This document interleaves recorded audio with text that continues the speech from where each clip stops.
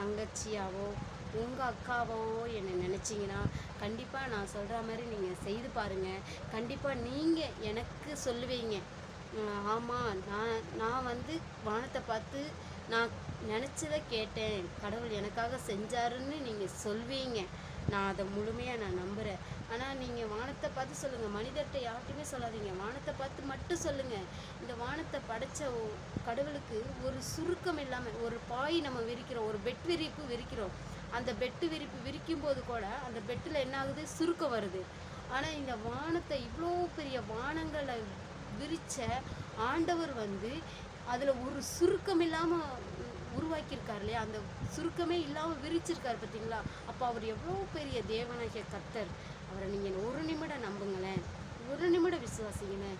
அதே போல் இந்த சேனலில் பார்த்துட்ருக்குற அதே போல் சின்ன பிள்ளைங்களும் சரி, பெரிய பிள்ளைங்களும் சரி, இப்போ எக்ஸாம் எழுதிட்டு இருக்க பிள்ளைங்களும் சரி, யாராக இருந்தாலும் சரி, கடவுளை நம்புங்க. நான் ஒன்று சொல்கிறேன், நீங்கள் இப்போ போய் எக்ஸாம் எழுதிட்டுருப்பீங்க, பப்ளிக் எக்ஸாம் எழுதுவீங்க. எழுதும்போது பார்த்தீங்கன்னா ஒரு கொஸ்டின் ஆன்சர் நீங்கள் படிச்சிருக்கிறதுக்கும் மேலாக வேறு ஏதாவது வந்திருக்கும்.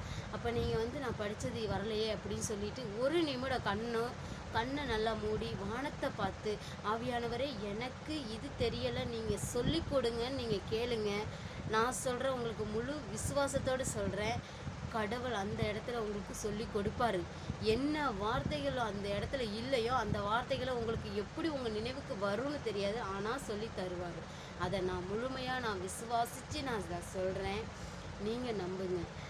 கடவுள் ஒரு நிமிஷம் நம்பி பாருங்களேன், கண்டிப்பாக அது நடக்கும். நான் வந்து முழுமையாக விசுவாசிக்கிறேன். என் பசங்களுக்கே நான் என்ன சொல்கிறேன்னா, நீ படிச்சுட்டு போனது மறந்துடுச்சா, நீங்கள் வந்து கடவுள்கிட்ட கேளு, நீ கடவுள்கிட்ட கேளுன்னு மட்டும்தான் நான் சொல்வேன். ஏன்னு கேட்டிங்கன்னா, அந்த நிமிஷம் வந்து நீ கடவுள்கிட்ட கேட்கும்போது கடவுள் உனக்காக செய்வார்.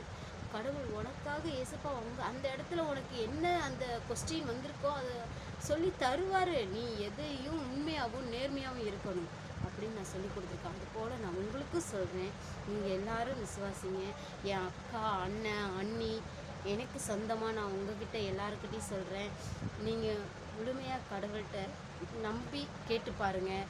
நீங்கள் சர்ச்சுக்கு வான்னு நான் உங்களை சொல்லலை, நீங்கள் போய் ஜெபம் பண்ணுங்கன்னு நான் சொல்லலை, வானத்தை பார்த்து நீங்கள் ஜெபிங்க அப்படின்னு மாத்திரத்தான் நான் சொல்கிறேன். நீங்கள் வானத்தை பார்த்து எதுவாக இருந்தாலும் கேஷுவலாக கேளுங்க. உங்கள் அம்மாக்கிட்ட கேட்குற மாதிரி, உங்கள் அப்பாக்கிட்ட கேட்குற மாதிரி, உங்கள் ஃப்ரெண்ட்ஸ்கிட்ட